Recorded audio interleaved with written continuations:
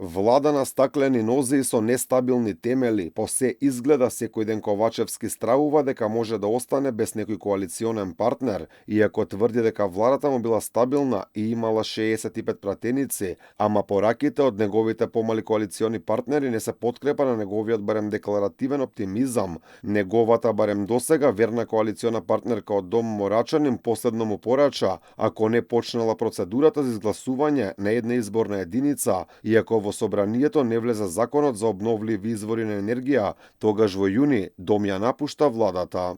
Излеземе од владата, така. Ние ја поддржавме реконструкцијата на владата со јасни барања, бидејќи за нас овие прашања суштински. А кога зборуваме пак за изборниот модел, и тоа воопшто не е нешто ново, затоа подсетувам и во минатиот состав на парламентот дискутиравме за тоа, тоа беше наше барање и договор за поддршка за владата во 2020 после парламентарните, така што тоа е нешто што Дом во континуитет се залага да се реализира.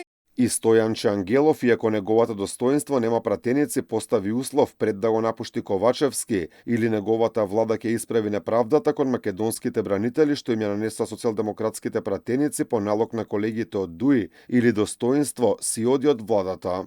Повеќе од јасно е дека проблемот со неносење на законот, а и владината одлука се пречките кои што ги прави коалициониот партнер на СДСМ ДУИ. Како што реков, во разговори со премиерот, кај премиерот Ковачевски постои добра волја ова прашање да биде надминато, кај министрите за внатрешни и одбрана исто така постои добра волја за надминување на овој проблем, но според мене кочницата е во ДУИ. Павле Трајанов веќе го напушти владеачкото мнозинство, причината беа политиките на власта кон Бугарија, а првиот човек на Демократскиот сојуз сега обвинува и за обидите на Ковачевски да ги протрука со европско знаменце законите за коридорите 8 и 10Д. Овие закони повеќе се за амнестија на владата и на подписниците на договор со Бехтел и Енка, отколку некакви создаване услови за, да речеме, побрза градба и така натаму. Се работи, значи, по два основа се кршат принципите на Европската унија. Прво, заради нетранспарентниот процес, и тука има силно кажување, бидејќи таква се води постапката со директна спогодба.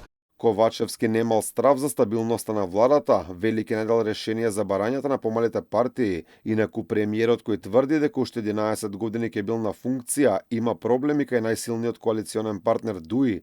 Таму прашање на дене кога фракционерите ке формираат нова партија која нема да биде дел од владиното мнозинство.